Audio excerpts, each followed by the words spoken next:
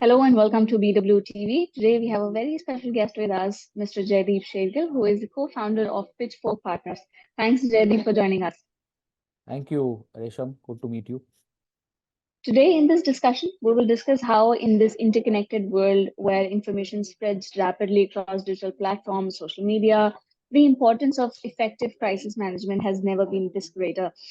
Now, how PR professionals are at the forefront of navigating organizations through crisis, managing public perception, mitigating damage. How are those dynamics are evolving, and also towards the end of a conversation, we will kind of decode how will next 4 to 5 years for the PR industry would evolve. Now, Jaideep, you you are you are keenly into the subject when you talk about online reputation management. We know that we have various channels where brands are talking about their brand images. Uh, it is not only actively only about ads anymore. It is now more about the people talking about you. How, for example, how a startup co-founder is posting on the LinkedIn, on Twitter. The brand image can can be impacted from various means and channels. There is a very tough challenge that there can not be one size fits all for this challenge. How do you look at it? What are some of your observations in this phenomena? Sure. I mean, I guess, the world of always on 24/7 content or 24/7 news cycles has been there for several years now. And I think we've already sort of been at it for so many years that we're still figuring out how to deal with it, despite it being so long. And I think, even today, I think a lot of people still think that it's just happened, but it's actually been many years. Because if you think about it, the internet has already been a part of our lives for so long. So have mobile phones, and so have apps, and so have social media platforms. And all of this together is sort of creating this sort of perfect storm, as we call it, right? And the other thing that one needs to remember is that, as one of my favorite writers had put it, bad news travels faster than the speed of light. So the fact of the matter is that the world we live in now, the moment there is anything bad or negative, it sort of populates itself and becomes a living, breathing organism, and starts spreading so quickly. We talk about the COVID virus, but actually this is a virus of its own kind.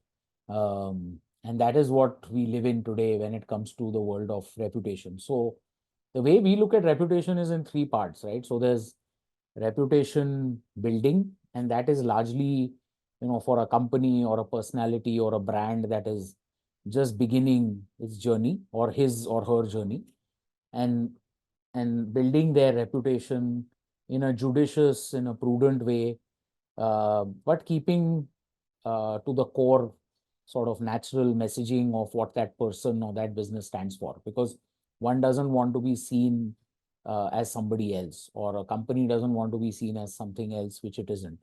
So keeping that sort of core ethos or purpose in place, how do you build a reputation for a brand or a company or a personality?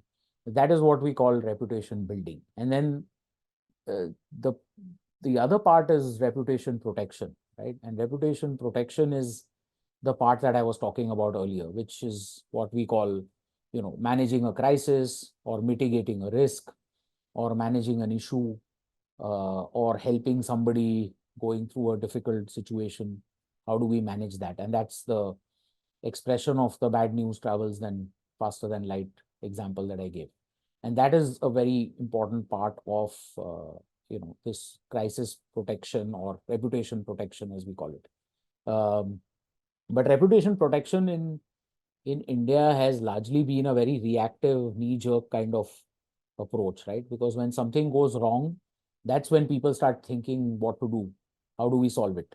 Whereas I think anyone who's evolved in communication should understand that one needs to prepare for it. You need to do a lot of scenario planning. companies, brands, even personalities need to build a proper process to deal with a crisis or an issue. And if they're well prepared and they've, got everything figured out, then when something goes wrong, you're already ready with an approach rather than having a knee-jerk approach. And that's what we try to do as an organization when it comes to reputation protection. And then the third part is just, ongoing reputation work, right? So what we call business as usual, or BAU. So any company or brand or personality that just is constantly looking at continuing to keep themselves out there in a consistent way. Just managing that is just the ongoing process. So these are the three areas, right? So the first one is, of course, to help to build a reputation, to protect a reputation when something goes wrong, and be prepared in advance if possible. And the third is just sort of ongoing reputation management work. And those are the areas that we operate in. And that, I think, is the area pretty much all strategic communication firms operate in. The tools vary, of course. Sometimes it's social, sometimes it's traditional PR, sometimes it's digital marketing, sometimes it's branding and advertising. Could be anything.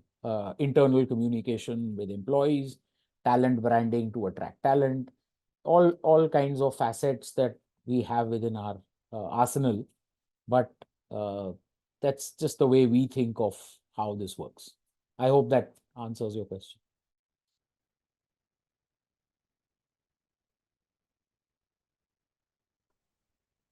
Yeah. You kind of explained it really well. Uh, Now we understand all of these factors help us when the situation is under control, right? Uh, what factors add to when the situation is not under our control? What would you suggest, or what would you put forward as an advice to brands, to the leaders who are working on their reputation when a crisis happens? What will help them? I mean, honestly, that hasn't changed. That answer hasn't changed in the last 50 years, but it's a matter of whether people follow advice or not. And the answer is always get ahead of a crisis, which means you have to be ahead of the crisis and not the crisis ahead and you're running behind it. And that can only happen when you're transparent. And in recent years, the word that gets used a lot is authentic. But authentic essentially means you're being yourself, you're being open, you're being candid, you're being transparent. There is no problem in being sorry if a mistake has been made. There is no problem in accepting an error if an error has been made. I don't think hiding is a solution. I don't think waiting for something to die down is a solution. I don't think, hoping that everybody will forget is also a solution, because people tend to remember the bad things. And just like bad news travels faster than anything else, is bad news is also remembered longer. The good And news how is forgotten. do you kind of buy this point that any publicity or any marketing is a good marketing? How do you? I mean, there's a old belief or practice that not too many people, but a lot of people do that. Any marketing is a marketing, or let's say publicity. Do you buy that? Do you buy that? Well, I think the adage of all publicity is good publicity, even bad publicity is good publicity, I guess. That adage is, I guess, applicable on a case-to-case basis. I don't think it's universal. I mean, look at it from a perspective of an individual, right? I mean, if you are an individual who's been caught in some sort of a scandal or whatever that may be, that publicity is never going to be good publicity, right? It's only going to be bad, and it just gets worse. So you can say that there are benefits of that, but I don't think there are. I think bad publicity, I think, is a function of the personality that is driving it. For example, a person like Elon Musk, for him, I think even a bad story, he operates as if it's a good story. And for him, everything is good because he's at a point in his life where, A, he has nothing to lose, and B, he's a maverick. And because he's a maverick, he has to be irreverent. That is the definition of being a maverick.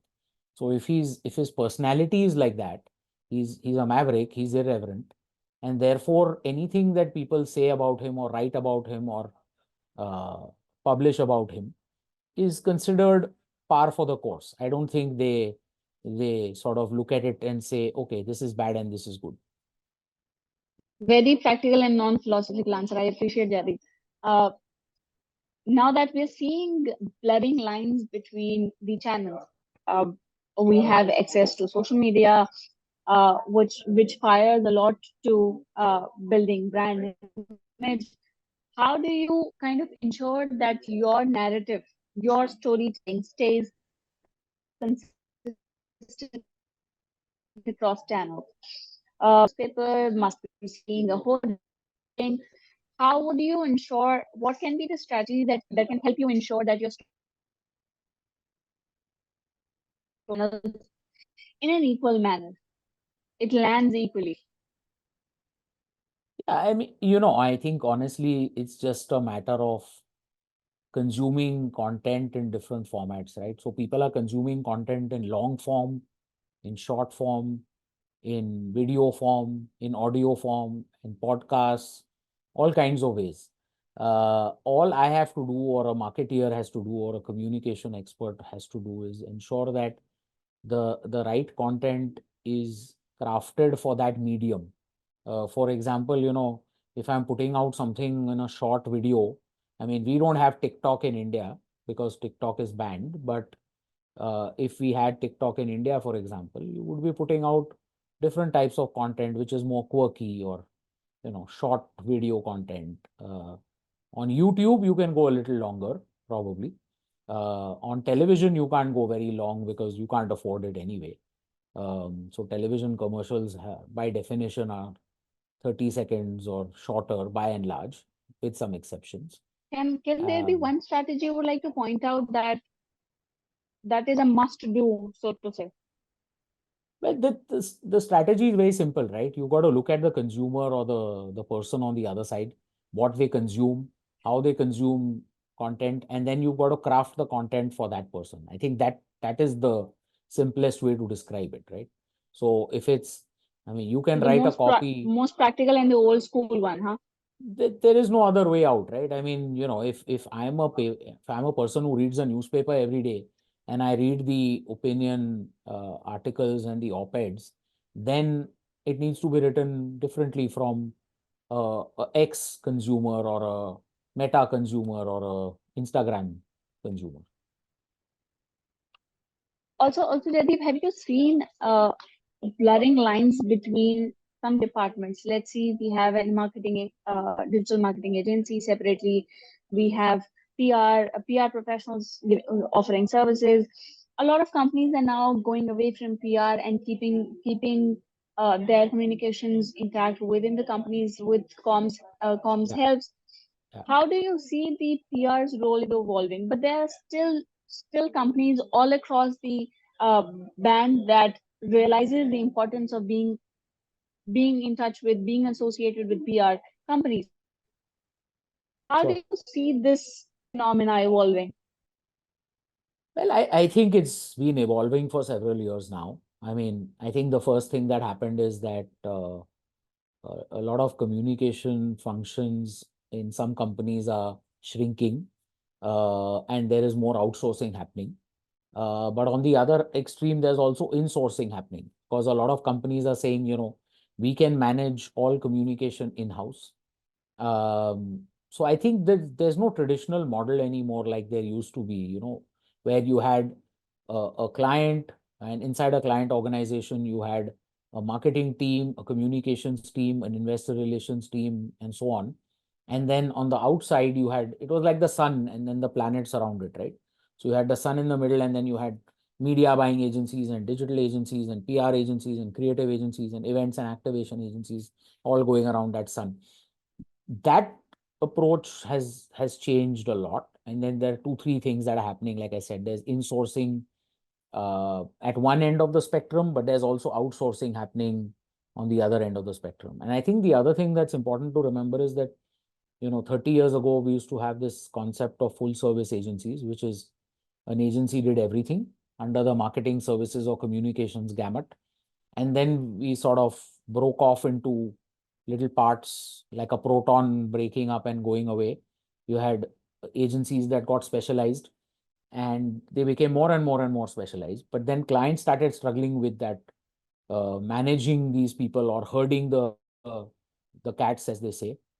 So finally, we went back at some point to a hybrid model, sort of between a full service and a specialized model. And so there are all kinds of these Would you things going on. also agree that this, I mean, this system, this ecosystem, how it is evolving, would kind of push people to being multi-skilled? Oh, absolutely. Absolutely. I think Mm. the days of specialization, I think, are behind us. I mean, honestly, the whole marketing or the whole communication or strategic communications business will continue to fall behind with technology, with artificial intelligence, with all of these things going on around us. And if we don't innovate and we don't sort of become, people who can play in different spaces, then I think we'll become like the dinosaurs, right? I mean, we have to keep ahead of the curve. Otherwise, we'll become extinct. Interesting. If I kind of push you to tell us in just 3 points from dinosaurs times, let's say 30 years ago, how was a traditional PR agency would look like, and now what has changed? Well, I think first and foremost, uh, I think clients have evolved a lot. Their expectations are a lot higher. Um, uh, People are smarter. Young people nowadays are very smart. So Gen Z, even millennials, of course, before them, but then Gen Z and now Alpha. The Alpha group will come into the workforce in a few years. Uh, they're smart. They are ambidextrous. They know how to multitask. They embrace technology. They grew up in the technology world. They're digital humans. Uh, they are not analog humans. Uh, everyone on all sides is smarter, right? The media has evolved as well. The media is smarter. The media is more evolved. Um, I think it's just that with smart people on all sides, it just becomes more competitive and harder for everybody. And that's why this whole thing of learning and keeping up with the learning and being able to uh, become more diverse and upgrade skills and also I think we need to bring in a lot better talent. We need to train talent better. I think all of that has evolved. I mean, I would just say that, One thing that has been yeah, stagnant. Yeah, complete it, please complete it. yeah, yeah. No, I was just saying that probably 30 years ago, life was simpler than it is now. Let me just put it that way. So, pretty simple, pretty simple. Yet so comprehensive. For the good is relationships. Now it has helped beyond your business terms, your associations, all of that. Any suggestion, any advice on that part? What would you suggest to a younger PR professional in terms of building relationships Yeah, I and mean, I think more the so maintaining that? I think the first thing everybody needs to do, whether it's young PR people or young advertising people or young digital marketeers or young journalists or young clients, I think the first thing everyone needs to do is uh, stop operating in a virtual format and find ways to meet people and interact with people physically. I mean, there is no replacement for a physical engagement Absolutely. or interaction. I was talking to some people who are experts in the mental health space, very senior counselors, and they were telling me that younger people now don't even have friends left because Hmm? everything just works on a day-to-day basis, right? You're friends with somebody today, tomorrow you're friends with somebody else, you moved on. When 30 years ago, 40 years ago, we grew up with people that we are still friends with. Um, and when I say friends, I don't mean people who grew up with me in school. I'm talking about clients who I worked with when I was younger and they were younger. And now everyone's in their 50s or whatever, but they're still friends. Journalists who I grew up with, when we were younger, now they're all older, but they're still friends. That kind of engagement, relationship is kind of hard to find because everything is happening on social media and not in person. People are operating their lives on social media. People are operating their lives on VCs. People are doing everything virtually. And I don't think you can build relationships virtually. So my Yeah, only this is such a sad and advice, not so good phenomena yeah. outcome of COVID. Really No, sad, really. I also have a I'm, younger sibling. yeah, yeah. Sorry, go I ahead, can please. resonate with this. Yeah, I have a younger sibling. I can completely resonate with this. Yeah. I think COVID was just the accelerant. Uh, I think it had already begun earlier. I think COVID was just the last nail in the coffin, as they say, because I think this phenomenon had started all over the world when social media came into our lives. And when social media essentially came into our lives, what happened is that everything changed and people had to move away from the world that they lived in, the physical world, to this alternate universe, as I call it. Now, Jaideep, uh, we really can't see what will happen 10 years down the line. It's a long time now. But 5 years, but 5 years, what do you foresee happening in the, and what can be some of the major trends that are here to stay? See, the funny thing with uh, a lot of things in our world is that while a lot of stuff moves forward, a lot of old stuff keeps coming back. I remember people saying that books will disappear, physical books will disappear, what you see behind me. Um, and a lot of people went and started doing audio books and Kindles and this and that. But even today, there's a market for all of those things. There's also a market for the physical book, and there's also a market for the Kindle. There's also a market for Audible and audiobooks. There's also a market for podcasts. So the old stuff is still around in a different format. The same, look at music. You know, the LPs, the vinyl that had disappeared is back in the last 5 to 10 years. People are playing records again, which people from my parents' time used to. And then we went from LPs to cassettes to CDs to LDs to all kinds of other things.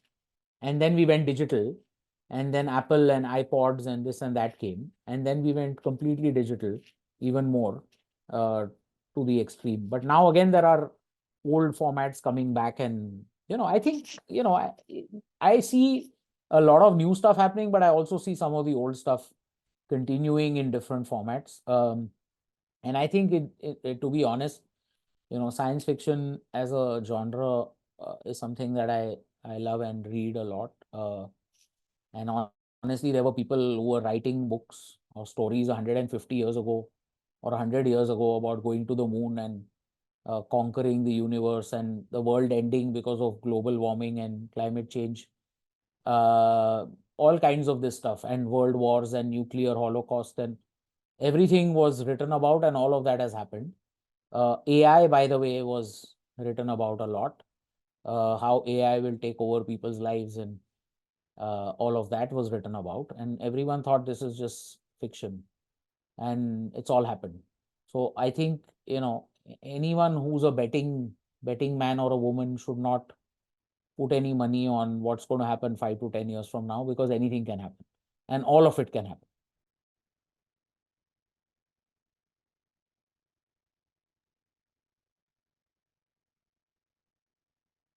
Any one good learning from your 30 years of experience you would want to put forward or share? I wish there was only one learning, but I think there are hundreds and hundreds and hundreds of learnings. But if I'm I sure, was I'm sure. to if I was to just give a sort of piece of advice to people, all I would say is be patient. Rome was not built in a day, as they say. And any profession, if you want to succeed, if you want to get to the top, if you want to become an expert in something, you need to give it enough time. And this is something I'm saying to young people out there who are coming into our business. This is something I'm saying to young media and journalists. This is something I'm saying to young clients. And this is something I'm just generally telling all of humankind right now. If I was given that choice, that just hold your horses and be patient, and good things come to those who wait. Good one, Jaideep. What are some of the clients you're working with currently, and what are your plans for next year? So, like I said before you started the interview, we largely work in corporate communications, internal communication, talent branding, digital social.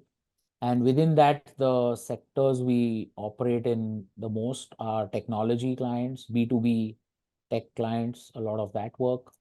Corporates, family-owned companies, we specialize in family-owned companies because we do a lot of transformative work, succession-related work, personality branding for young leaders who are now taking over from their parents and their grandparents. Mm-hmm.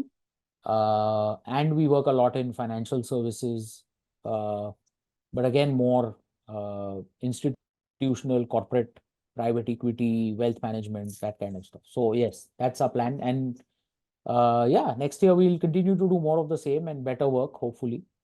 Um, and that's really the plan. Perfect. Perfect. Thank you, Jaideep, for making time for this. I really enjoyed this conversation and got to learn a lot of new things.